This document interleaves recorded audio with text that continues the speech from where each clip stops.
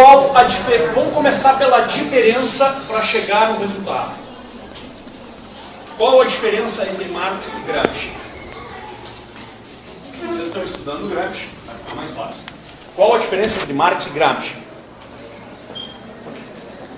Hã? Prestem atenção. Para o Marx, hegemonia significa você tomar a superestrutura e a partir dela, a partir dessa tomada, você ou tomá-la por completo mediante uma revolução, luta de classes, ou você tomá-la mediante a progressividade do imposto de renda. Ficou claro isso? Agora vamos perguntar com Gramsci. Qual a forma de entrar na superestrutura? Resposta? Limpem bem os ouvidos aí. Hegemonia cultural. Você tem que tomar a cultura de massas. Entenderam? E tomando a cultura de massas, você cria o conjunto das condições que formam não a posição econômica do desgraciado, desculpa o termo, na sociedade. Mas é mais importante do que isso. Segundo Gramsci, você forma o conjunto das condições da imaginação desse ser humano na sua sociedade. Você dá a ele uma cosmovisão, uma visão do todo.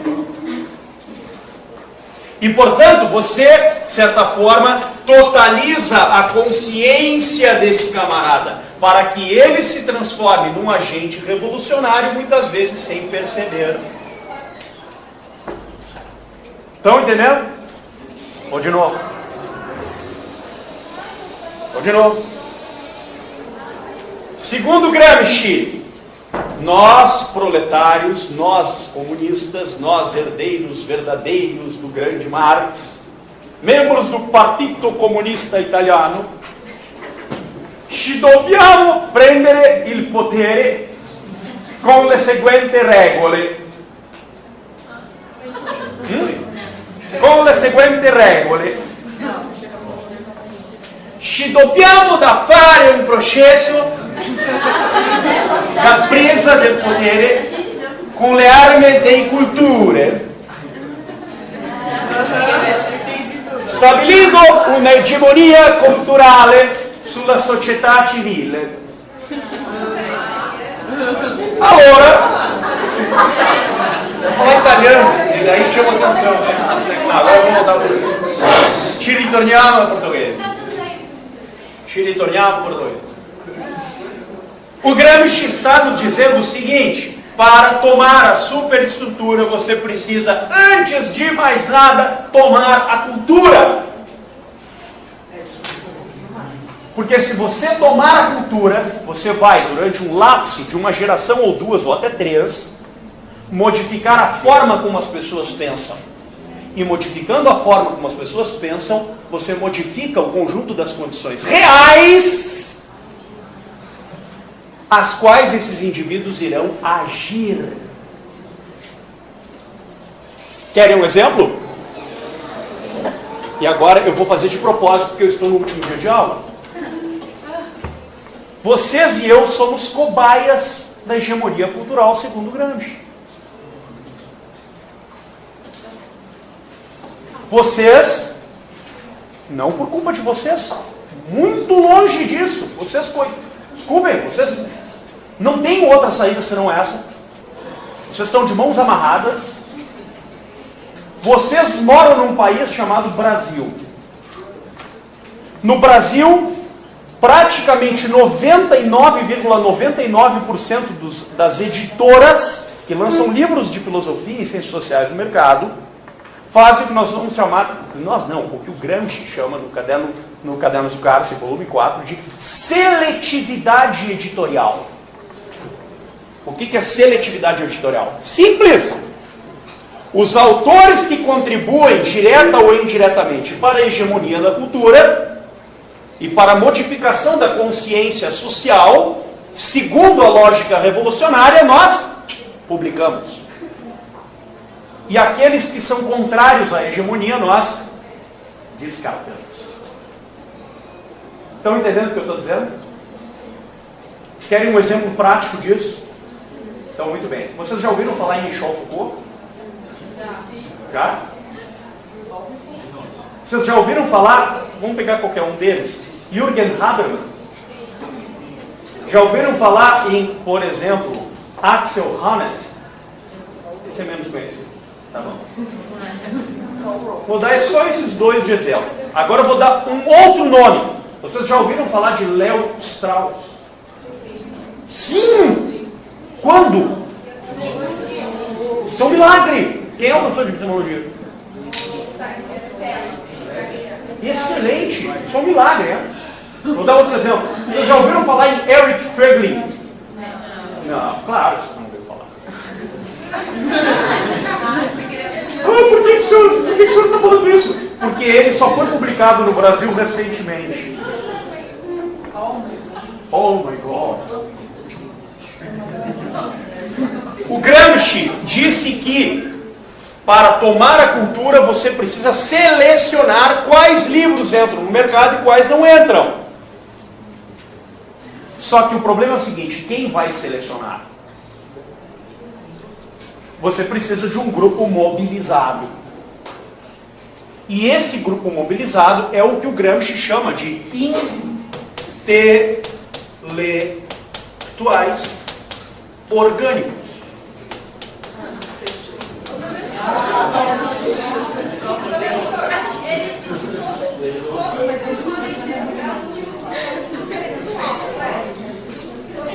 Todo ser humano. Só que tem um detalhe. Vocês não estão prestando atenção. Tem muita gente conversando paralelamente. O Gramsci é um autor fundamental para o nosso tempo. Quem não quiser prestar atenção, eu vou respeitar, mas eu vou pedir silêncio. Porque ele é um autor importante. O Gramsci disse que é necessário que em toda a sociedade, antes de fazer a revolução, você tome a sociedade na sua consciência, através de uma coisa chamada hegemonia. Que hegemonia? Hegemonia cultural. Quer dizer, antes de você chegar na superestrutura, você precisa já trabalhar na cultura para que as pessoas pensem e acordem com tudo o que você vai fazer. Então você precisa modificar a cosmovisão desses indivíduos. A consciência deles. Para que eles ajam segundo os padrões da revolução, muitas vezes sem perceber. Porque eles vão ser educados, melhor, instruídos sem perceber, para serem agentes revolucionários. Estão entendendo o que eu estou dizendo ou não? Sim? Agora, quem é que vai coordenar esse processo para que o processo não desencane? É um grupo. Que grupo? Daqueles que conhecem a coisa e estabelecem o projeto de tomada do poder e hegemonia e, ao mesmo tempo, coordenam as ações temporais concretas para chegar lá. A saber, não andar muito longe e não andar muito parado. Quer dizer, expressão do Gramsci, vou retraduzir. Não ir muito com excesso e também não faltar demais. Mas ir lenta e gradualmente estabelecendo a hegemonia e, portanto, a revolução. Para o Gramsci, a revolução não é uma revolução armada, é uma revolução cultural. E essa revolução tem que ser coordenada por aqueles que estão, por assim dizer, à frente do processo de tomada do poder. Os intelectuais orgânicos. Então, os intelectuais orgânicos formam um outro grupo, chamado partido político, para que haja politicamente. Os intelectuais orgânicos também formam os meios de comunicação e aqueles que vão ter a chamada opinião pública na mão. E os intelectuais orgânicos também formam a classe universitária para que ela, entre aspas, esclarecida, possa, cada vez mais, introjetar e formatar a hegemonia cultural, num nível mais alto do que os dos meios de comunicação. Você tem ação política, ação social e ação intelectual coordenadas por um mesmo grupo. Estão entendendo o que eu estou dizendo? Então, na sociedade, é como se você tivesse uma pirâmide dividida em classes. O Marx dividiu em 2 andares. O Gramsci fez uma divisão bem maior. Ele foi colocando o indivíduo e também o que ele chamou de superestruturas, por assim dizer, impositivas. A saber, família, escola, igreja, sindicatos, partidos políticos, Estado e economia. E a revolução e a hegemonia não podem tomar de uma hora para outra a economia para mudar, modificar os meios de produção, como quis o Marx. A mudança não tem que vir de cima para baixo, diz o Gramsci, mas de baixo para cima. Você tem que primeiro destruir a família, depois destruir a verdadeira educação, depois destruir a igreja, depois destruir os sindicatos, a não ser o seu próprio, destruir os partidos políticos, a não ser o seu próprio, para que aí você tome o Estado. E tomando o Estado, você paulatinamente acabe com a oposição. E acabando com a oposição, você conquiste hegemonicamente a sociedade inteira. Destruir, você fala aniquilar? Aniquilar. É a própria família? A própria família. Porque a família, segundo o Gramsci, é uma estrutura moral burguesa. A moral cristã, que é a base da família, na civilização ocidental, para o Gramsci é uma moral burguesa.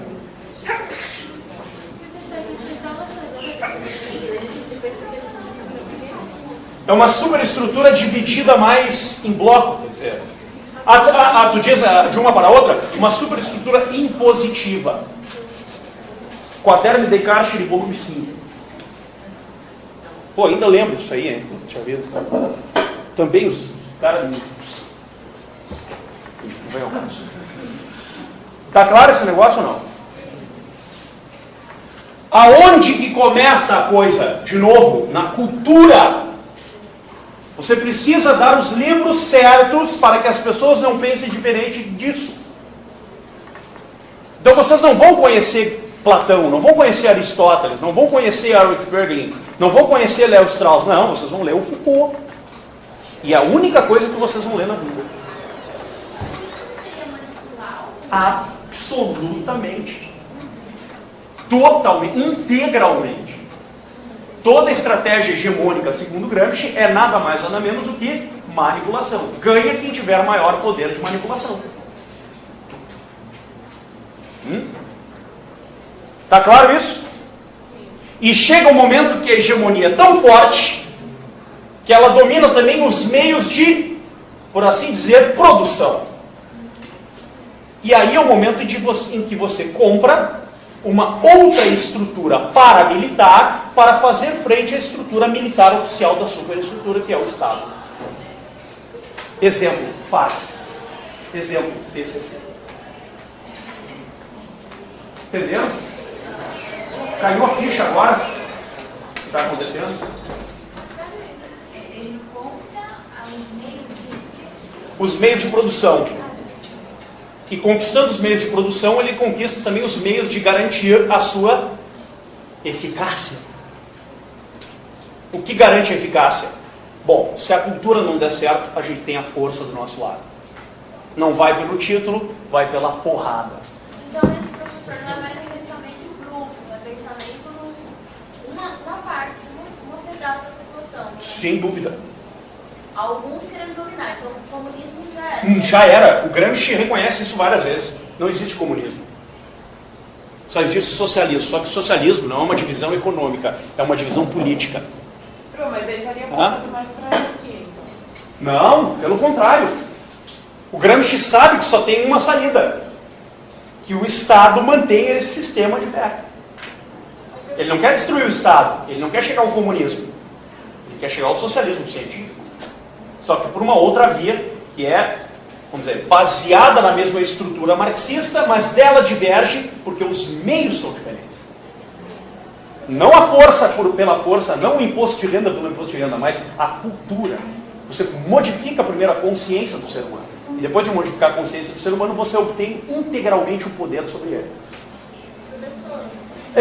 Só uma coisa antes de falar, desculpa, que eu me esqueci, senão eu vou me esquecer.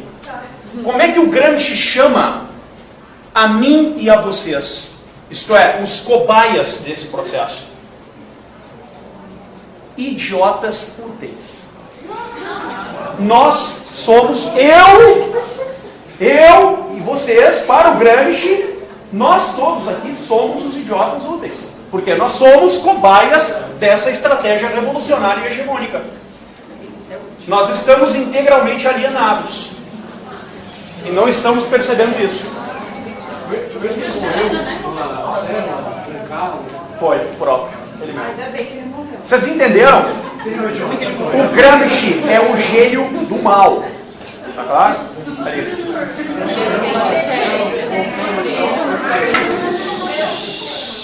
Não estou ouvindo nada. Você fala que ele segue a ideia do Marx por causa da teoria do Marx, ele também segue? Isso, essa é mais... Não, aí sim. Aí é mais um dos elementos. Ele também acredita na praxis, na transformação social, ele corrobora integralmente com essa tese. Só que a transformação social do Gramsci é uma transformação na consciência. E uma transformação na consciência é uma transformação na imaginação. E no conjunto da imaginação, no conjunto das condições da imaginação. O que é o conjunto das condições da imaginação? Cultura. Visão de mundo. Quer dizer, você não vai pensar diferente daquilo. Porque se você pensar, você vai ser um herege para a sociedade. Entendeu? Vai ser um outsider. Eu lembro até que o professor deu um exemplo de hoje em dia as pessoas utilizar celular, por exemplo. Se alguém fala que o celular, ela vai distrair a sociedade. Não, mas isso... O exemplo é bem cabido, tá certo? Para você entender a coisa. Mas dentro dessa estratégia gramsciana, não, é insignificante. O que importa mesmo é projeto de poder. Entendeu?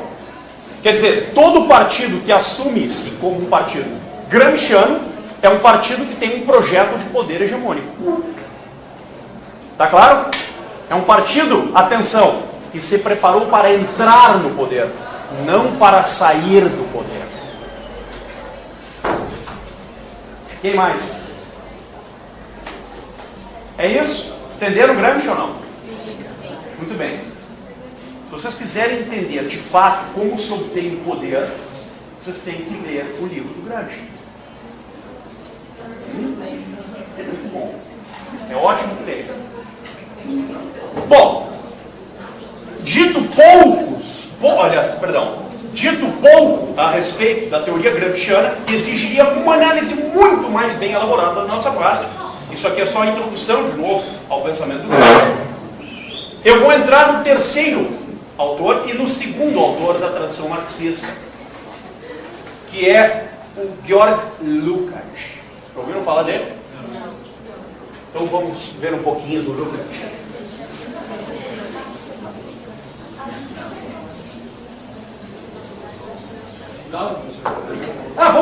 Vamos fazer. De acordo com Gramsci, se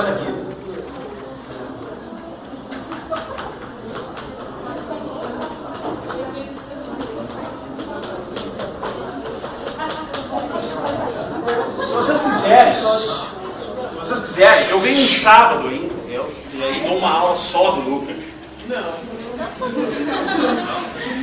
Bom, ditado do Gramsci, vamos lá. Por exemplo, tem um que eu não falei, mas seria muito importante que vocês estudassem, para aqueles que tiverem interesse em saber o que está acontecendo hoje.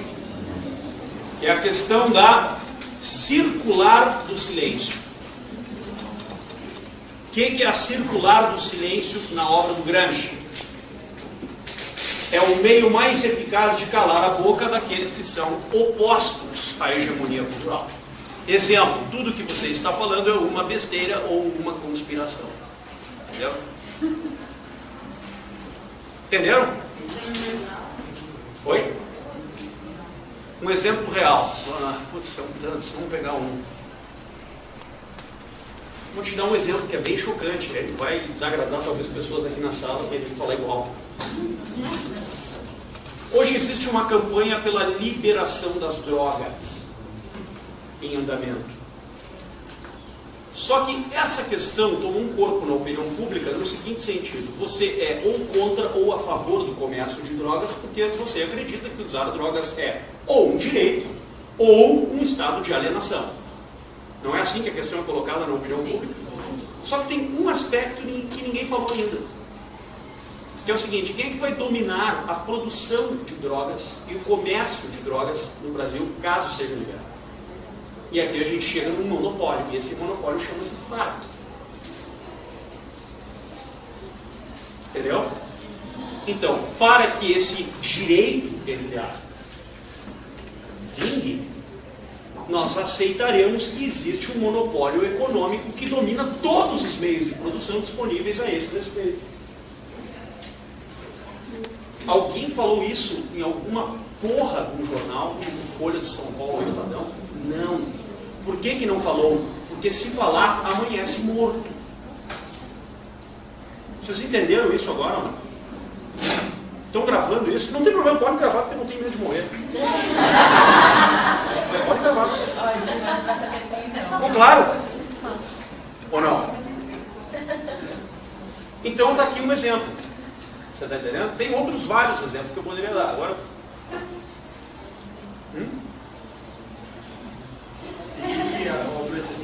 Seria morto pelo fato de estar declarando uma coisa que é evidente, mas que é proibida de ser dita. Por que é proibida de ser dita? Porque, de fato, aqueles que estão diretamente interessados na liberação de drogas não estão interessados em reconhecer um maldito direito. Eles estão interessados em obter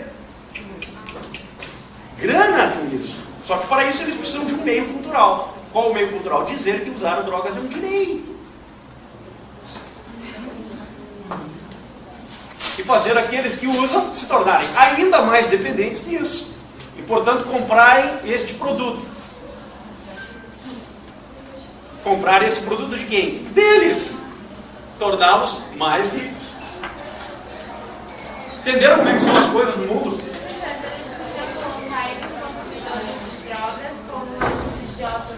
Ah, certamente. Certamente. Para eles, são. Em uma ou outra medida, para eles, nós sempre seremos idiotas úteis. A não ser que algum de nós esteja lá no grupo. Estão entendendo?